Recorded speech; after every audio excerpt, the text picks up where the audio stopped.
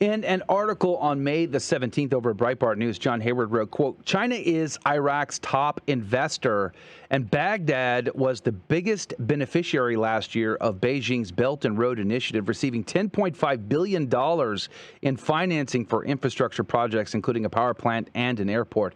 And joining us now to talk about this is John Hayward from Breitbart News. Good morning to you, sir. Good morning. Thank you for having me. Praise be to God. We're glad to have you on the show today. What is going on in Iraq with China? Why would they be all of a sudden trying to muscle their Belt and Road Initiative into China's oil and gas and other resources?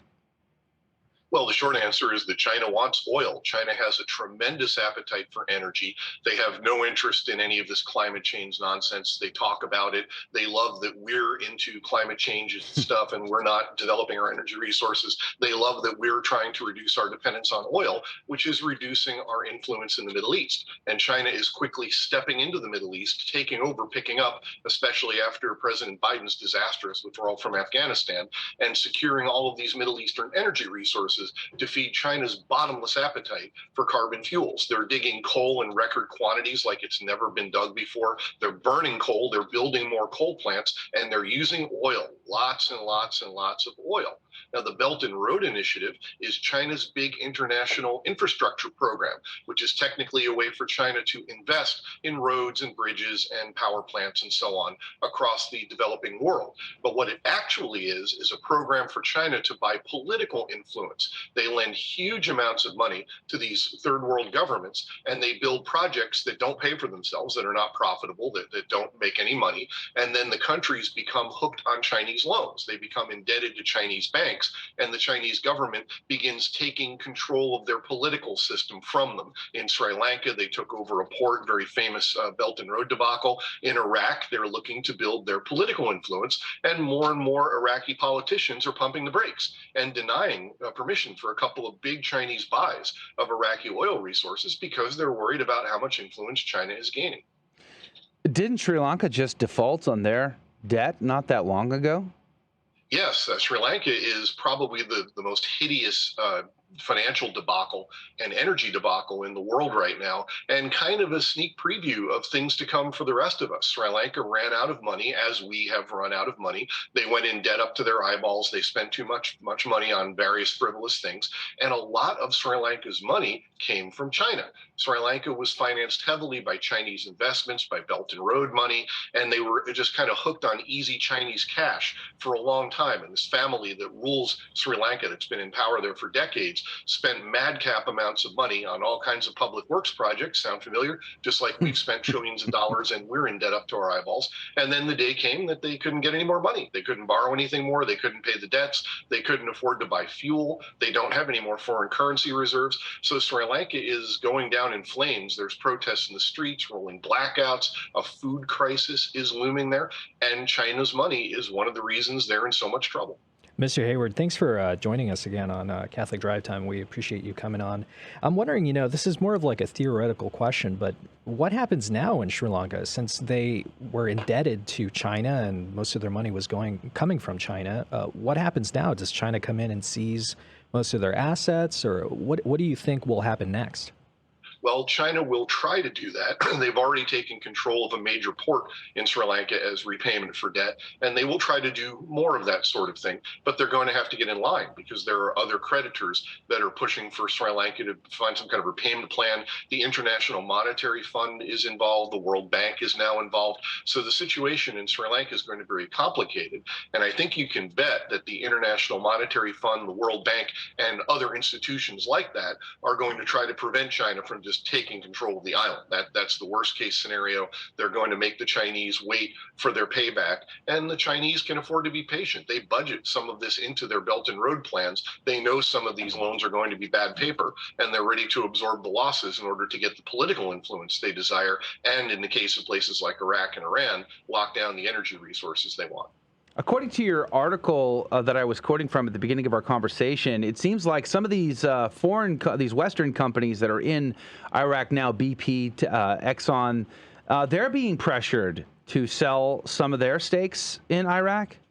Yes. Absolutely. That's what the deals that the Iraqi government scuttled over the past year, three big ones, all involved Western companies being prepared to sell off their interests in Iraq to the Chinese, to Chinese state-run companies. And the Iraqi government stepped in quietly in each case and nixed the deals because they were afraid of how much influence China was building. One of the reasons why Western companies are doing this is because they see the transition to alternative energy, green energy, electric cars, and so on, is going to reduce the demand for oil in the long term. So they're selling off things that are no longer profitable to them, interests and assets that they feel like they don't need anymore. And the Chinese are willing to buy them at fire sale prices. So it looks like a good deal to the West as they see dependence on oil reducing, and that's having real political ramifications across the Middle East. If you're Iraq or any oil producing nation, do you want to bet on the United States as a partner for the next 10, 20, 30 years, or do you want to bet on China?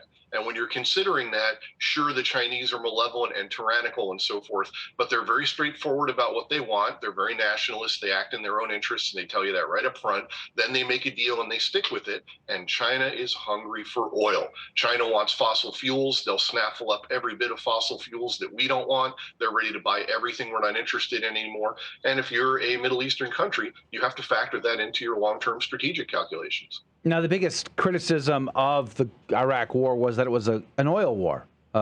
We went there to fight because of oil resources. That's the biggest criticism. So how much pressure is the United States government placing upon the Iraqi government to push back against China in all this? There's very little public pressure. The U.S. government has not been involved in any of these stories. The Iraqi deals that were canceled were done so by the Iraqi government with no apparent influence or interference by the U.S. government. There doesn't seem to be any strategy in this administration for blocking China's attempts to gain influence in the Middle East. And really, the Middle Eastern countries in question are all looking at Afghanistan. Afghanistan and the withdrawal is the lesson they learned about how unserious this administration is, how unwilling it is to defend American interests, how little it cares about the Middle East. And everybody from Saudi Arabia to Iraq is making their calculations accordingly. You'll notice the Saudis are not helping us. We're in the middle of this oil crunch. We're looking at $6 gas nationwide right now, and it's not going to stop. It's going to keep going. The Saudis were supposed to help us. They're supposed to pump more oil when we have an oil crunch like that, and they just refused. They're in bad blood with the Biden administration. They don't like Joe Biden. He doesn't like them. He insulted them early on. So the Saudis stepped back and said, you guys are on your own. Everybody is making their calculations based on what the Afghanistan withdrawal taught them about the Biden administration. Any idea how much oil we receive from Iraq? Iraq is not a major supplier for us in terms of Saudi Arabia or Canada. We get a lot of oil from Canada. It's not top three, but it could be. It could be more. They have resources. They could be explored. We could have done more to secure supply and refining capacity. Remember, refining capacity is a huge part of the reason we have trouble getting gasoline. It has to be refined, and we don't have enough capacity to handle it. We could have been making investments for years in building up refining infrastructure and securing more oil from places like Iraq, but we haven't done that, and that really goes back for many years now. We didn't take the oil, as they say. You know, we didn't seize it, but we didn't really buy it either. We bought some, but we left a lot of it there for China to grab. John, I was just away for 4 days driving from Texas to Alabama and back, and you know, the gas prices they're not bad compared to places like California or New Jersey or whatever, but I mean, I think the cheapest gas I got on the road was $4.05 a gallon. And that was at a Walmart outside of Long Beach or outside of Biloxi, Mississippi. And that's the best pricing in the country right now. That seems rather insane to me.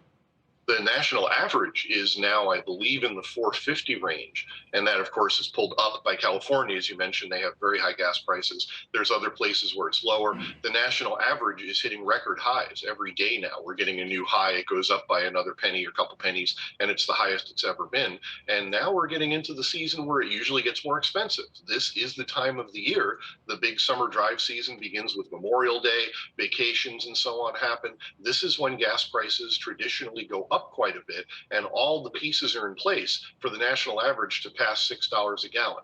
I think $6 a gallon is an important milestone. When the national average gets past $6, when we're all paying the prices California is paying right now, that will begin permanently changing us. That it's deliberate. This is what liberals want. This is what Democrats want. It will begin changing the country. And President Biden said so. He blatantly said so, explicitly said so yesterday.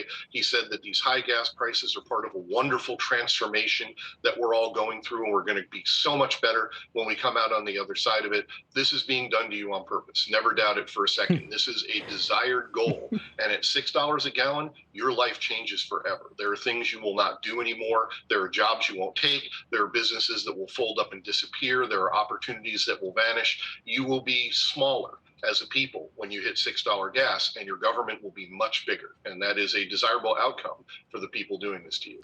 I was, today Davos is back in style. I mean, the team is getting back together. The band is getting back together in Switzerland. And I was thinking of Greta Thunberg and her, infamous speech about them destroying the world for her generation. And I don't really relate to Greta all that much. I don't agree with her politics or her view on much. But I'll say this. She's right in that you get a lot of these elites that talk about the numbers, talk about the environment, and but they're one of their solutions is, well, I'll just pay for carbon credits. It's okay if country X is destroying the planet so long as I feel good about myself at night. There's a certain level of hypocrisy in this, and to bring this back to China's gobbling up all these fossil fuels, whereas we are putting our hopes and dreams into solar and wind that is failing to provide for our energy needs, and we're ultimately going to need these fossil fuels anyway. Is it going to be a day late and a dollar short? Well, yeah, exactly right. The green energy stuff doesn't work. It's not in any way a replacement for fossil fuels, coal power, nuclear power. It's ridiculous. It's a boutique distraction. It will never be more than that. And the Chinese are delighted to see us doing this. They're laughing themselves sick. They can't believe how easy it is for them to get away with this. You'll have a meeting like Davos, you'll have a climate change conference, and you know how it goes. All these private jets fly in and they dump 52 billion tons of carbon in the atmosphere, and then all these rich panjandrums swank around and they have dinners and spend a ton of money, and then they talk about how much they care about the environment. And China will usually show up at meetings like this. Some representative of China comes and they say, we totally believe in climate change. We applaud you. This is something we can work together on. We're going to save the world together. And then the Chinese muffle their laughter as they go home and dig record amounts of coal. They're ripping coal out of every square inch of the planet. They've got a 5-year plan that they just put in place that builds more coal power plants across China and across the third world. They can't believe how easy it is to bamboozle us and to turn the climate change movement into a weapon against Western prosperity and Western industry. We're committing suicide, and they're just sitting back as their smokestacks belch filth into the air. You can't see the sky in Beijing. Remember the Beijing Winter Olympics? People were like, gee, why is it so cloudy there? Those aren't clouds, that's smog. And they're going to fulfill all their industrial goals, and they're just beside themselves. They can't believe how easy it is to just watch us slit our own throats while they take over the world. No, I don't want that for us either. I don't want smog in our big cities either, but it seems like totally irresponsible to pursue a policy that essentially is going to put all power. I mean, how much of the world's energy resources does China actually control? Do you know? Well, China is currently the largest customer of fossil fuels and coal out there. So in terms of what they're buying and what they directly control, I think you put it together and you've got them as being now the preeminent consumer of industrial fuels on the planet. They have a goal of becoming the biggest economy in the world within the next 5 to 7 years, and it's pretty much on track. I think the pandemic scrambled all the calculations, so we're really just getting back to the plan here. But they will become the world's major industrial and commercial power within the next decade, most likely, according to current trajectories. So they have an enormous appetite for fossil fuels and also for various minerals, which they've cornered the market on. That's one of the reasons they're in Afghanistan. China has a huge presence in Afghanistan after the Taliban takeover. They're delighted with how that went.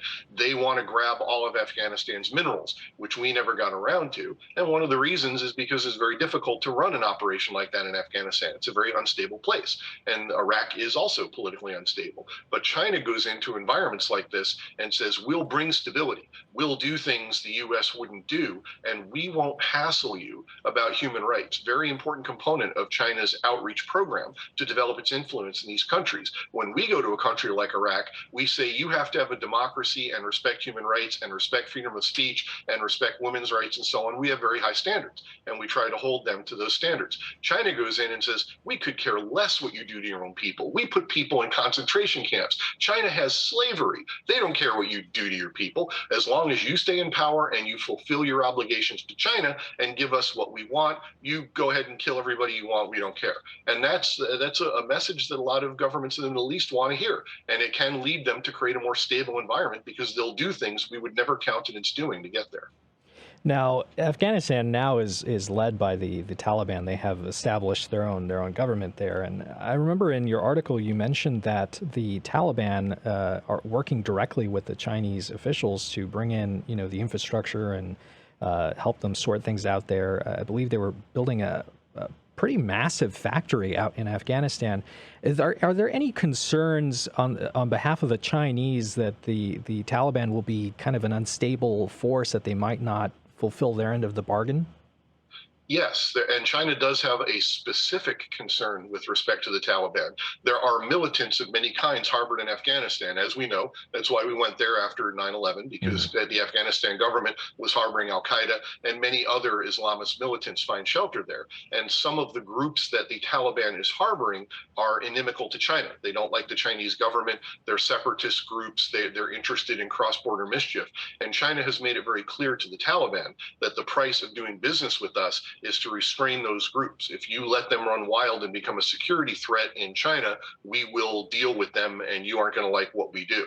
And that's been their message to the Taliban so far. So far, it looks like the Taliban has kept those groups pretty well under control. There hasn't really been a lot of cross-border terrorism or shenanigans going on along the Chinese border. Now, there are other countries that do have beefs with the Taliban. Tajikistan, for example, is very unhappy with the Taliban government. They say there's been a lot of cross-border mischief that the Taliban isn't interested in stopping, but they do seem interested in securing the Chinese border. Pakistan, very unhappy with the Taliban because there's a lot of hijinks going on across the border. Militant groups allied with the Taliban in Pakistan are opposed to the Pakistani government. They want to knock it over and create an Islamic emirate in Pakistan. So everybody but China seems a little unhappy with the Taliban that lives next door to them, and China so far seems to be getting along pretty well with the Taliban. I'm surprised the Taliban don't have more issues about the Uyghurs being enslaved in China.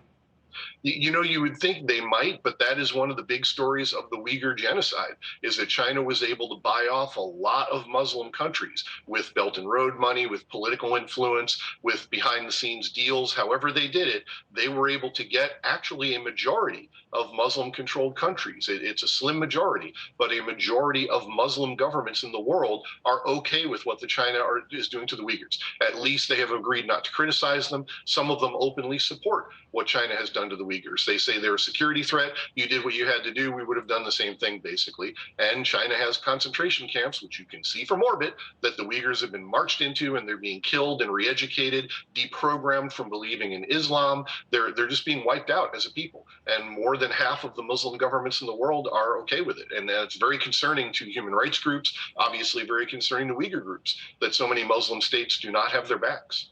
We're just down to a couple minutes now with John Hayward from Breitbart. What's the lasting implications for the United States, for the West, if China gets to continue to dominate the world in fossil fuels?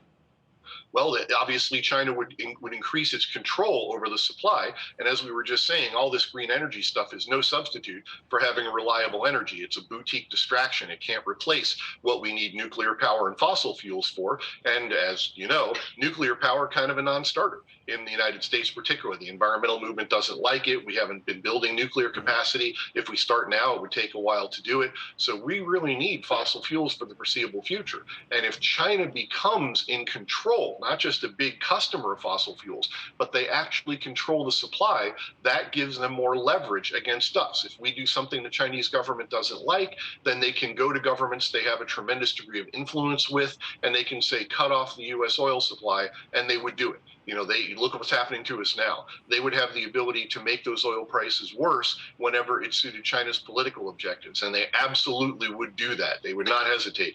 China is a great believer in using economic leverage as a means of projecting its power. They call it hard power, people that have studied it, soft power, and then sharp power. Sharp power is what China likes. That's where they use economic leverage to force foreign companies and private industries to do what China wants them to do. And oil could very much be a part of that sharp power strategy in the years to come. All right. Praise be to God. Well, I wish it was better news, but it's important to stay up to date on this. And John Hayward from the Breitbart news outlet, National Security Deputy Editor there, thank you for your time today. Check out his article over at Breitbart.com. It's called 2 Decades After Iraq War Began, China Colonizes Iraq's Oil Fields. Very enlightening. John, have a great day. Thank you again. Thank you very much for having me. You too. All right. That is going to do it for this hour of Catholic Drive Time. More still to come.